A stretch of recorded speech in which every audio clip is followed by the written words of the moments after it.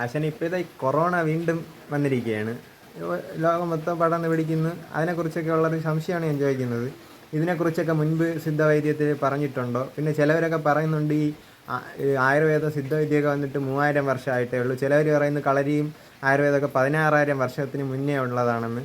പിന്നെ അഗസ്ത്യ മുനിയെയും പരശുരാമനെയും തമ്മിൽ കമ്പയർ ചെയ്യുന്നുണ്ട്. ഇതിനെക്കുറിച്ചൊക്കെ എന്താണ് ആശാൻ്റെ അഭിപ്രായം? അറിയാമെന്നുള്ള കാര്യങ്ങൾ പറഞ്ഞു തരൂ. പറയാം. എനിക്കറിയാവുന്ന സത്യസന്ധമായിട്ട് ഞാൻ പറയും. ഈ അഗസ്ത്യർ മഹർഷി എന്ന് പറഞ്ഞാൽ ഇപ്പോഴൊന്നും ഉണ്ടായ ആളല്ല. അത് കൃപായുഗം എന്ന് പറഞ്ഞാൽ കൃതായുഗത്തിലെ ഉള്ള ആളാണ് അഗസ്ത്യർ. കൃതാത്രേതാന്തോവര കലി 4ാമത്തെ യുഗമാണ്.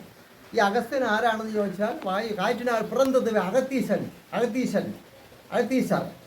അജീവവായു വസിക്കുന്ന മനുഷ്യൻ്റെ വയസ്സ് എന്നാണ് ആ വാക്കിൻ്റെ അർത്ഥം. അഗസ്ത്യർ മഹർഷി ഇപ്പോഴല്ല ശാസ്ത്രം എഴുതിയത്.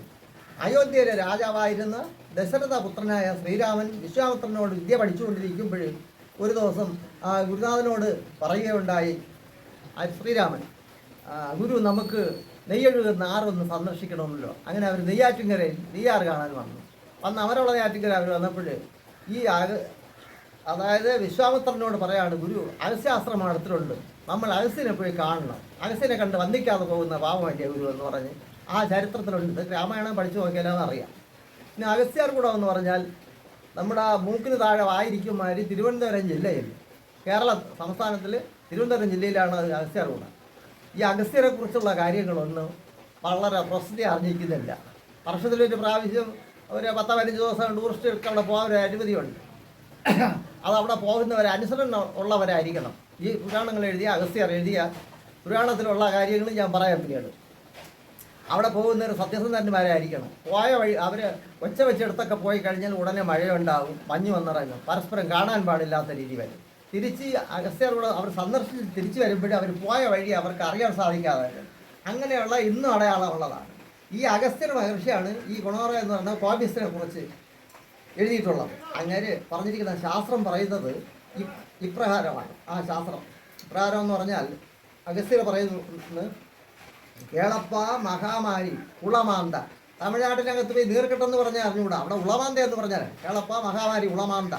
വിഷകരമാണ് കപനോയും പകരും അപ്പ ഉലകത്തെല്ലാ മനുഷ്യരിലും ഭൂലോകത്തെല്ലാ മനുഷ്യരിലും ഈ രോഗം ഉണ്ടാകുമെന്നാണ് പറയുന്നത്. ഇത് കലിയുഗത്തിലാണ് ഉണ്ടാകുന്നത്. കേളപ്പ ഇന്നോയി വന്നവർക്ക് ഉടമ്പതിൽ ചെറു കുളിരുണ്ടാകും, ചെറു കാശലുണ്ടാകും. ശരീരത്തിൽ ചെറു കുളിരുണ്ടാവും, ചെറുപനിയും കാണും. അവർ രോഗിയെന്നറിയില്ല. ഈ രോഗം വന്നവർക്ക് ഇതേ കാണും. തിരിച്ച് இந்த நோய் அதுவும் காட்டி ഇരുവനും ചുമയും ഉണ്ടാകും. ഇരുവന് വരും ചുമയുണ്ടാകും. മത്തിയ പക്കം തന്നെ മരുത്തിലെ ഉളയുമാകും. ഉടനെ ശരീരത്തിൻ്റെ ഒരു ഭാഗത്തോട് 2 വള്ളയിലും വേദന വയ്ക്കും. പള്ളയ്ക്ക് വേദന ഉണ്ടാകുമെന്നാണ് പറയുന്നത്.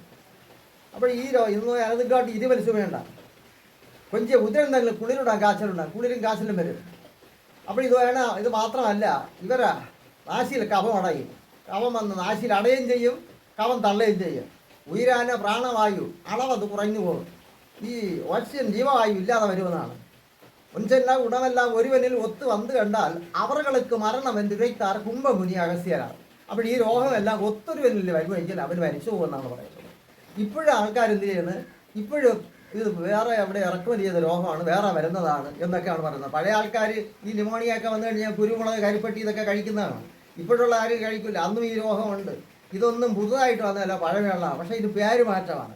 ഈ രോഗം ഈ രോഗങ്ങളൊക്കെ ഉണ്ടായിട്ടുള്ളതിനെക്കുറിച്ച് സിദ്ധവൈദ്യത്തിൽ രേഖപ്പെടുത്തിയിട്ടുള്ള കണ്ടിയിലാണ് അഗസ്ത്യർ പറഞ്ഞിട്ടുള്ളത്. സിദ്ധം എന്ന് പറഞ്ഞ എങ്ങനെ ഉണ്ടായതാണെന്ന് പറഞ്ഞാൽ സിദ്ധാദിമാർ എഴുതിയതിനാലാണ് സിദ്ധമായത്. സിദ്ധാദിമാർ ചിന്തയിൽ ഇപ്പോഴും ആൾക്കാർ കണ്ടുപിടുത്തം നടത്തുന്നവർ അവർ ചിന്തയിൽ വേർതിരിഞ്ഞ് ഉൾത്തളിച്ച് വരുന്നതിനാണ് സിദ്ധാർമണി. പിന്നെ ഇതിന് വേറൊരു പേരുണ്ട്, അഷ്ടവൈദ്യം, അഷ്ടാംഗൃതയം എന്ന് പറയും. അത് ദേവന്മാരായ അഷ്ടപാലകന്മാർ 8 പേര് ആയതിനാലാണ് 8 പേര് എഴുതിയതിനാലും അഷ്ടവൈദ്യം.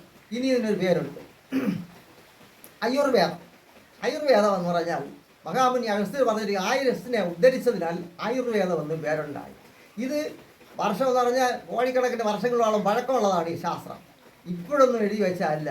പക്ഷേ ഇത് ഇപ്പോഴും മഹർഷിമാർ എഴുതിയ പുരാണങ്ങളിൽ നിന്നെടുത്ത് വേർതിരിച്ച് പല പുസ്തകങ്ങളും വരെ എഴുതുന്നുണ്ട്. ഇപ്പോൾ ഇതൊക്കെ പവർ മാർട്ട് എന്ന് പറഞ്ഞുകൊണ്ട് മുസ്ലിം പവർ മാർട്ട് ഒരു ഔഷധമായും മുസ്ലിം പവർ മാർട്ട് അത് മുസ്ലിമിൻ്റെ അതാണ്. പിന്നെ നമ്പൂതിരീസ് ദന്തസൂർണം നമ്പൂതിരിയുടെ വാല്യൂ ആയിരിക്കാം. ഇതുപോലെ നമ്പൂതിരിയുടെ വാല്യൂ ഇതുപോലെ ആൾക്കാർ പലരും പുസ്തകത്തിൽ അറിയിട്ടുണ്ട്. എല്ലാ അഗസ്ത്യർ പഠിച്ച വിദ്യകളെ വേർതിരിച്ച് കുറേശ്ശെ എടുത്ത് ഇങ്ങനെയൊക്കെ പലതും ഇറക്കിയിട്ടുണ്ട്. എല്ലാം അഗസ്ത്യരാണ് ഇതിൻ്റെ ഭൂലോകത്തിലെ. അഗസ്ത്യർക്ക് 18 ശിഷ്യന്മാരുണ്ട്. 18 ശിഷ്യന്മാരിൽ നേരത്തെ ഞാൻ ഒരു വീഡിയോയിൽ കൊടുത്തിരുന്നു. 18 പേര് മുനിമാർ: ചട്ടമുനി, നന്ദി, മോഹൻ, പാശമുനി, പുണ്ണാക്കീശൻ. മീൻ പിടിച്ചവനാണ് മത്സ്യമുനി. പിന്നെ പുണ്ണാക്കീശൻ ഇത് തേങ്ങയൊക്കെ അരച്ചവനും കുരുക്കളിൽ നിന്ന് എണ്ണയാട്ടി എടുത്തവനും. ആദ്യം കല്ലൊരലിലാണ്, പിന്നെയാണ് ചെക്കായത്. അവനെയാണ് ചെക്കാല തേങ്ങ അരയ്ക്കുന്നവനാക്കിയത്. രണ്ടാമത് രോഗബാധകൾ മാറാൻ വേണ്ടി വസ്ത്രം അലക്കി ചൂടുവെള്ളത്തിൽ മുക്കിച്ചവൻ മണ്ണാനായി, അലക്കുകാരനായി. ക്ഷുരകൻ നല്ല രീതിയിൽ മനുഷ്യൻ തിരിയാൻ വേണ്ടി അവനെ ക്ഷുരകൻ മുഖമൊക്കെ വെട്ടി തലമുടിയൊക്കെ വെട്ടി എടുത്തിരിഞ്ഞവനെ ബാർബറെന്നും കാവതിയെന്നും കുടിമാനെന്നും ഇങ്ങനെയൊക്കെ പേരുകൾ ആയി. ഇടക്കാട്ടാർ ആടുമേച്ച് തിരിഞ്ഞവനാണ് ഇടയനാക്കിയത്. പാമ്പാട്ടി ചിത്ര കുറവൻ വിഷജന്തുക്കളെയൊക്കെ പിടിച്ച് അങ്ങനെ അവൻ പാമ്പാട്ടി ചിത്രമായി. ഇതേമാതിരി പല 18 ശിഷ്യന്മാർക്ക് അവർക്കുണ്ട്. 18 ജാതികളാണ്. അത് 18 ജാതിയാണെങ്കിൽ പിന്നീട് അവർ തൊഴിൽ ചെയ്ത് 18 ഭാഗങ്ങളിൽ വസിച്ചപ്പോഴാണ് 18 ജാതികളായി. മൺഭൂമിയിൽ ആൺ പെണ്ണായ ജാതി 2 ജാതിയേ ഉള്ളൂ. അല്ലാതെ അങ്ങനെ ജാതിയും വർണ്ണ വ്യത്യാസങ്ങളും ഒന്നുമില്ല. ഇത് ഇപ്പോഴ് ഇവിടെയുള്ള ഈ വിദ്യകളൊന്നും ഇവിടെ ഉള്ള അല്ല, വെളിയിൽ നിന്ന് വന്നാണ്. ഇപ്പോൾ സംഗീതം 1 വർഷത്തോളം ഞാൻ അനന്തപുരി അപ്പിൻ്റെ രാവിലെ മുതൽ വൈകുന്നത് വരെ ഇവിടെ വെച്ച് അനന്തപുരി അപ്പം പിന്നെ റേഡിയോ കാക്കുന്നവനാണ്. 1 വർഷം നീണ്ടു നിൽക്കുന്ന പിന്നെ പദ്ധതികളൊക്കെ അവർക്കുണ്ടായിരുന്നു. കർണാടക സംഗീതം ഇവിടെ ഉണ്ടായതാണ്, ഇവിടെ ഉദ്ധരിച്ചതാണെന്ന് പറയാൻ ആർക്കുമില്ല. പിന്നെ ആ റേഡിയോ നിലയത്തിൽ വരുന്ന ഉദ്യോഗസ്ഥന്മാരെ ചെരുപ്പിൻ്റെ വാറഴിക്കാൻ യോഗ്യത അല്ല എനിക്ക്. ഞാൻ പറയുന്നത് വേദന കൊണ്ടാണ് പറയുന്നത്. ഇത്രയും പണ്ഡിതന്മാർ നിലയത്ത് വന്ന് ജോലി ചെയ്തിട്ട് മഹാമുനി അഗസ്ത്യരുടേതാണ് സംഗീതം എന്ന് പറയാൻ ഒരാൾക്കില്ല. പഞ്ചാക്ഷര കീർത്തനമെന്ന് അങ്ങനെ എഴുതിയിട്ടുണ്ട്. കുംഭമുനി അഗസ്തീസ പഞ്ചാക്ഷര കീർത്തന. അത് ഞാൻ നേരത്തെ ഒരു വീഡിയോയിൽ കൊടുത്തിരുന്നു കീർത്തനത്തെ കുറിച്ച്. അങ്ങനെ സംഗീതത്തിൻ്റെ ഗുരുനാഥനും അഗസ്ത്യ മഹർഷി. ഇനി ഈ ഈശ്വരൻ ഭൂമിയിൽ നരനുണ്ടാക്കി, മണ്ണിൽ കൊണ്ടാണ് മനുഷ്യനെ ഉണ്ടാക്കിയതെന്നും അത് ദൈവം അവർക്ക് ജോലികൾ നൽകിയിട്ടുണ്ടെന്നൊക്കെ ആൾക്കാർ പറയുന്നു. അത് സത്യമാണെന്ന് പറഞ്ഞാൽ മഹാമുനി അഗസ്ത്യർ പറയാണ് മണ്ണിൽ നിന്നും ആണ് മനുഷ്യൻ ജനിച്ചതെന്നിവിടെ ആൾക്കാർ പറയുന്നതിൻ്റെ ശാസ്ത്രം 5 ഗുണങ്ങളുണ്ട് നമുക്ക് മണ്ണിനെക്കുറിച്ച്. ചെറു മയർ, തോൽ, എലുമ്പ്, ഇറച്ചി, ഞരമ്പ്, ഇവ 5 മണ്ണിൻ്റെ കൂറാണ്. അടുത്ത വെള്ളത്തിൻ്റെ കൂറാണ്. 5 ഉദര, മഞ്ഞ്, നീർ, മൂളൈ, ശുക്ല, ഇവ 5 ജലത്തിൻ്റെ കൂറാണ്. തീക്കൂറ്, ഭയം, അഹങ്കാരം, കടിച്ചോമ്പ്, നിദ്ര, ഉറക്കം വരിക, നിദ്ര ഉണ്ടാകുക, ഇതെല്ലാം തീക്കൂറാണ്. വായുവിൻകൂർ, ഇരുത്തൽ, ഓടി, നടത്തൽ, കിടത്തൽ, നിർത്തൽ, ഓട്ട 5. ആ വായു പഞ്ചഭൂതത്തിൽ വായുവിൻ്റെ കൂറാണ്. ആകാശക്കൂർ, ആകാശക്കൂറിന് മുനി ഇങ്ങനെയാണ് പറയുന്നത്: കാമമതി, ക്രോധം, ലോഭം, മോഹം, അഹങ്കാരം, കൊലപാതകങ്ങൾ, സർവ്വതും ഇതെല്ലാം ജയിക്കാൻ ആകാശക്കൂറാണ്. അപ്പടി 5 പഞ്ചഭൂതങ്ങളാണ് മനുഷ്യനെ ഭരിക്കുന്നത്. ഇവരെ 5 പഞ്ചഭൂതങ്ങളും ഭരിക്കും. പക്ഷേ ഇവർക്ക് വേറൊരു തൊഴിലും കൊടുത്തിട്ടുണ്ട്.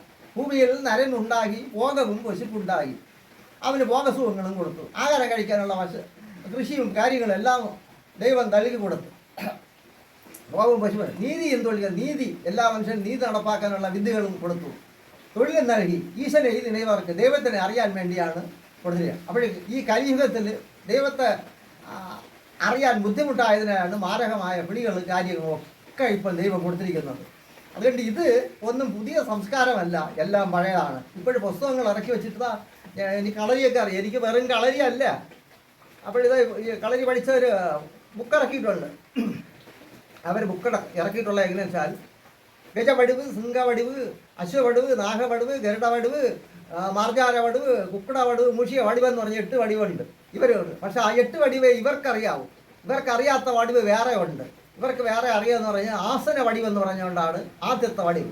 അത് ഇവിടെ ആടുന്നീങ്ങിപ്പയ്യ മാർത്താണ്ഡ മഹാരാജാവ് ഈ ആസന വടിവ് പഠിച്ചിട്ടുണ്ട്.